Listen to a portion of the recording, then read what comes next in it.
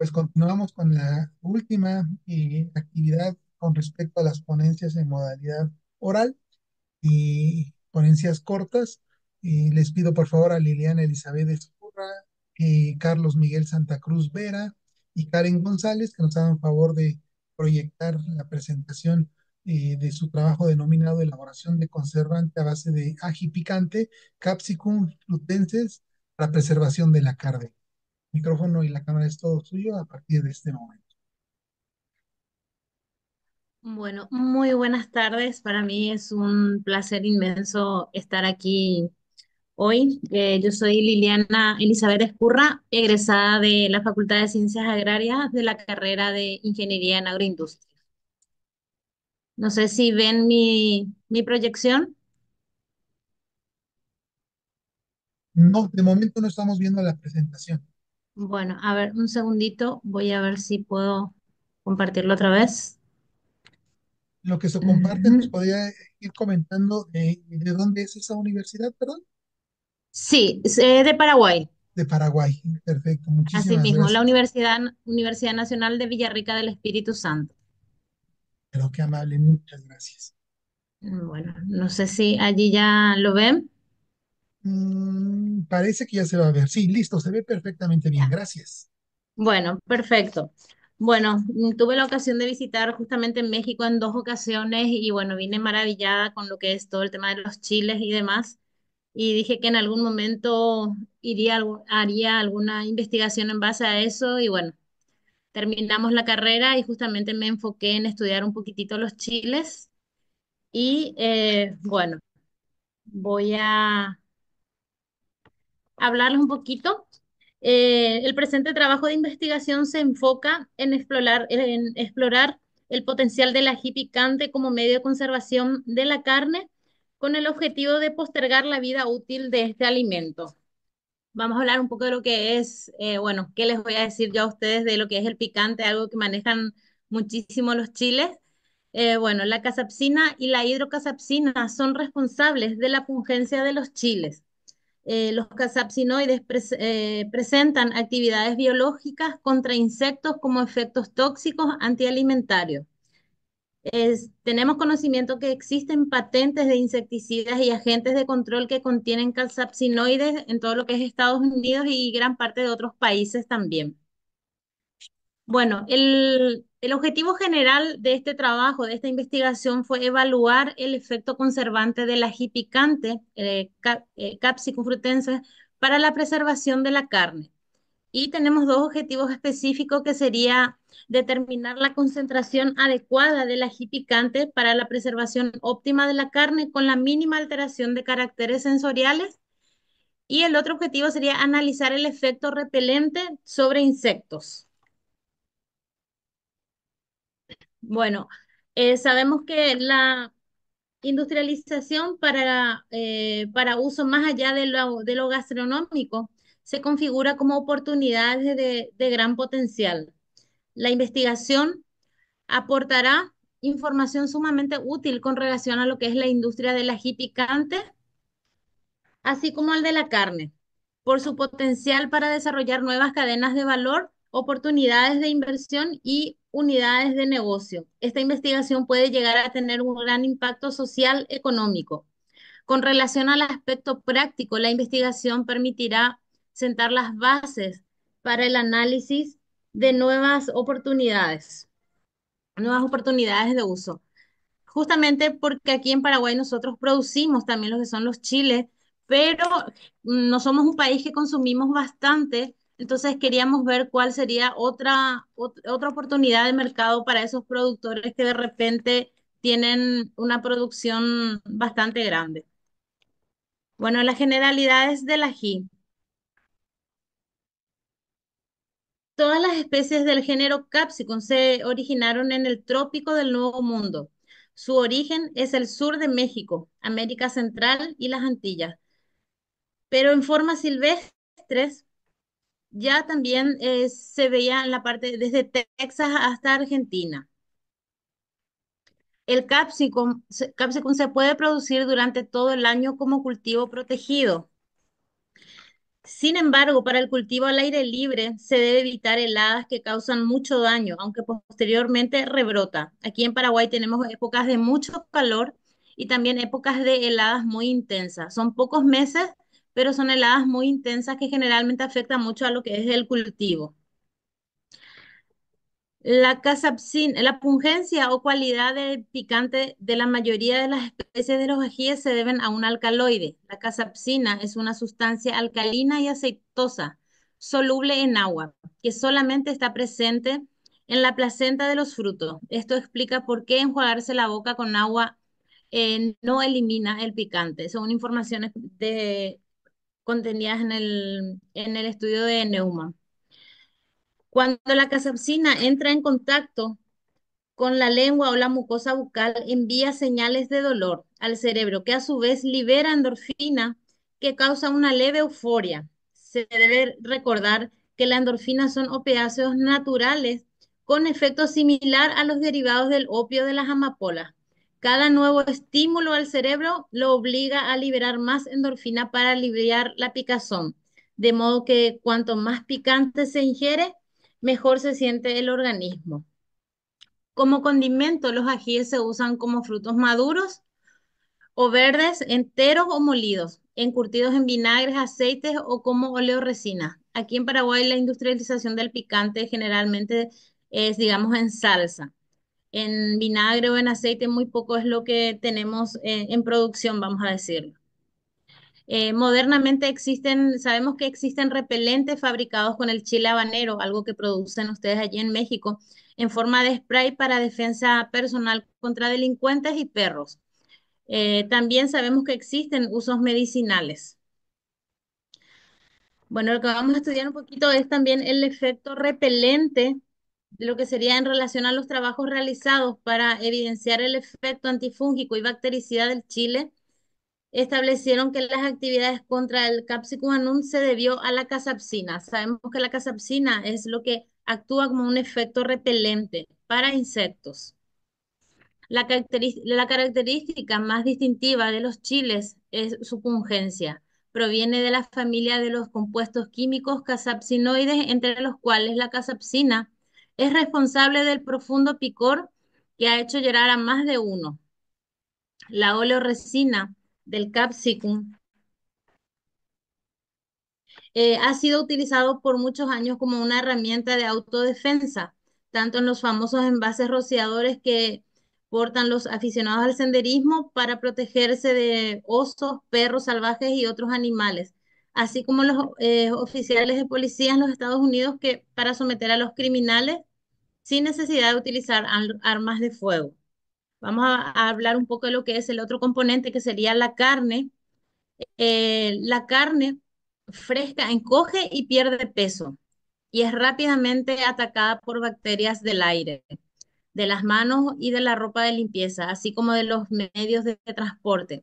Como la producción de las bacterias aumenta con la temperatura y la humedad, el peligro es mayor en los trópicos. Por este motivo, cuando no se dispone de refrigeración, tradicionalmente la carne se vende al por menor en un plazo de 12 horas desde la matanza, incluso con el peligro de pérdida de encogimiento y desechos o al deterioro de la misma.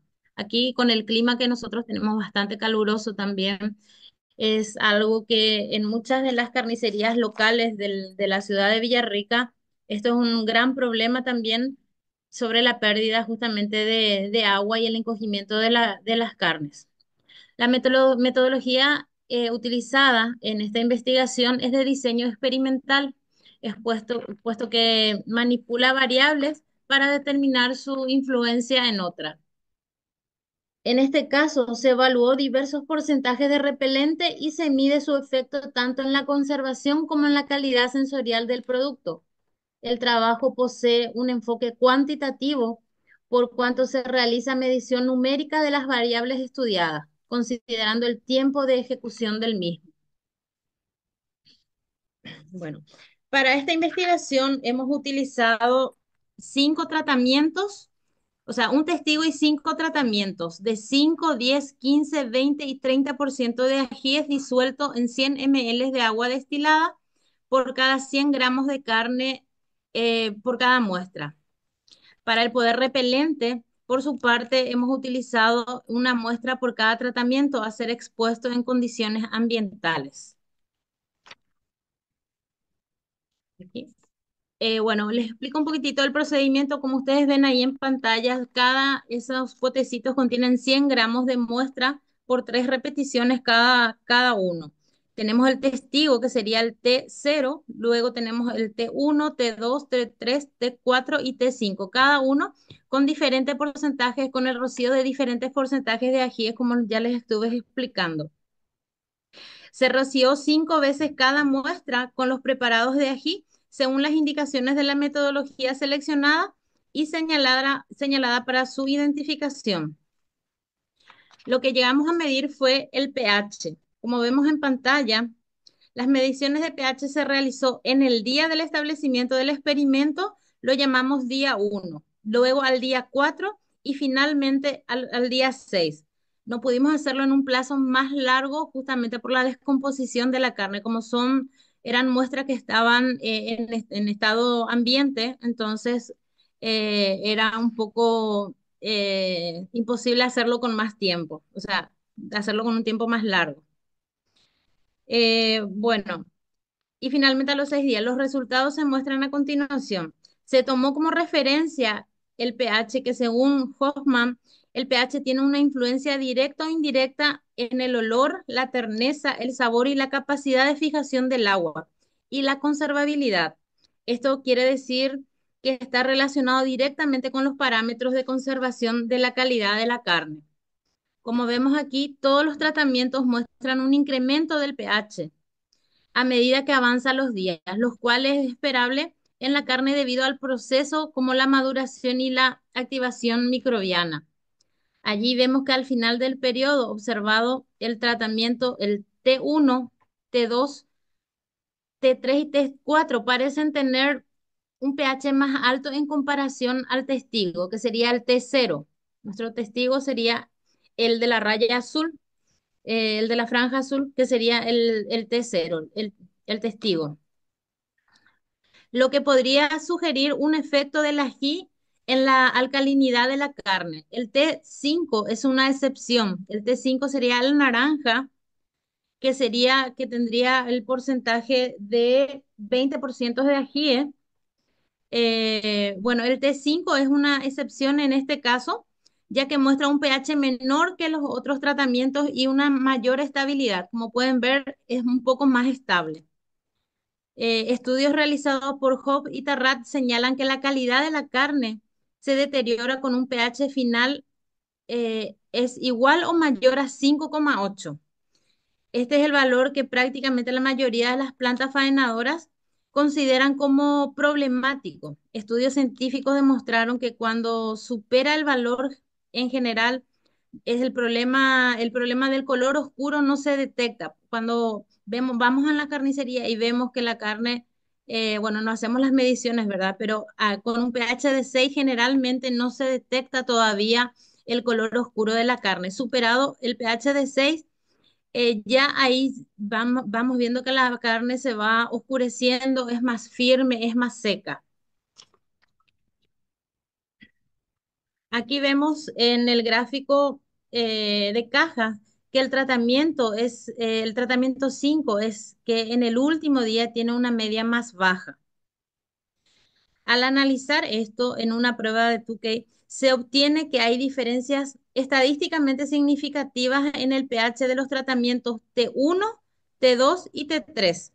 Vemos que son significativamente diferentes de lo que observamos del T5, que no se encontraron diferencias significativas vemos que entre el tratamiento T1, T2 y T3 y T4 con relación al testigo no hay una diferencia significativa. Esto refleja que aunque inicialmente la aplicación de la solución eleva el pH para hacer más alcalina a la carne, parece generar una mayor alcalinidad en su proceso de alcalinización. Esto podría tener otro tipo de aplicación, o sea, esto ya podríamos hacer, o sea, estamos pensando justamente hacer otro tipo de análisis justamente para ver específicamente esto a qué se debió, o sea, un estudio más profundo. También hicimos la medición del ácido láctico. El ácido láctico es un compuesto que se produce en la carne después de la muerte del animal. La disminución de pH de la carne después de la muerte se debe a la producción del ácido láctico por las bacterias presentes en la carne. Es, por tanto, un indicador de contaminación bacteriana. En el gráfico muestra que a medida que aumenta la concentración de ají, disminuye la concentración de ácido láctico, lo cual también implica una reducción de la concentración de bacterias. Por tanto, podemos concluir que el ají tiene un efecto inhibidor en el crecimiento bacteriano, actuando así como conservante. Todos los tratamientos muestran una variación en los niveles de ácido láctico a lo largo del tiempo. Esto es consistente con los procesos bioquímicos y microbiológicos que ocurren en la carne post-mortem. Observamos diferencias en los niveles de ácido láctico. Esto puede estar relacionado con la composición de la dosis de cada tratamiento. Como les expliqué, eran dosis de diferente porcentaje, entonces vemos también una diferencia. Esto se debe justamente a eso. Bueno, lo que sugiere que distintos tratamientos pueden influir de diferentes maneras en los procesos bioquímicos de la carne. Esto, al pasarlo a una prueba de test de Tucray, vemos que se determinó que existen diferencias estadísticamente significativas en los niveles de ácido láctico entre los tratamientos T0, como vemos aquí, el T0 que tenía 0,00, el T2 que es el 0,20 y entre el T0 y el T3 que sería el 0,30.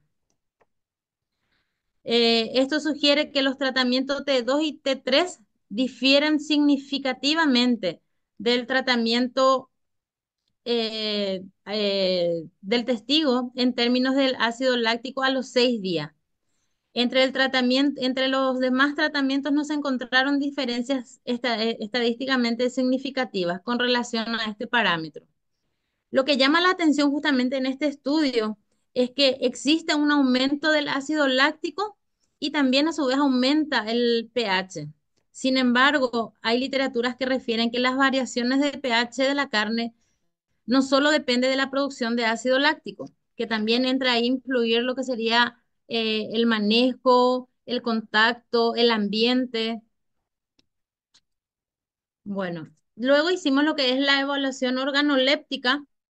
Como vemos en apariencia, tenemos eh, el 0% que es la muestra cero, que sería el testigo. A los días 1 es normal, al día 4 ya vemos medio negruzco, al día 6 totalmente descompuesto.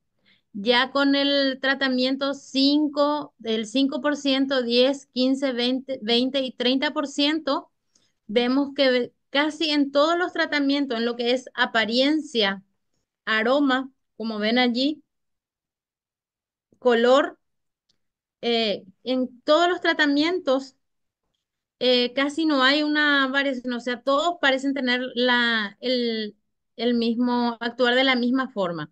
Para la evaluación organoléptica, utilizamos el método de observación cualitativa. En este caso fue mediante observación directa y los resultados ya les estuve allí mostrando. Los resultados muestran que independientemente de la dosis del tratamiento, la carne se deteriora de la misma manera, o sea, de una forma similar en términos de apariencia, color y aroma a lo largo de 6 días. Como vemos, casi no hay diferencia, o sea, en todos los tratamientos, tanto en aroma, en color y en apariencia, se descomponen de la misma forma. Luego hicimos lo que fue, bueno, Disculpe, ya estos, se agotó el sí, tiempo, perdóneme, pero ya se agotó el ya, tiempo. Si nos hace favor de o- acotar. bueno, la conclusión, los resultados mostraron que todas las dosis de ají resultaron ineficaces en mantener la calidad organoléptica. En cuanto a los efectos repelentes sobre insectos, las concentraciones menores de ají demostraron mayor efectividad.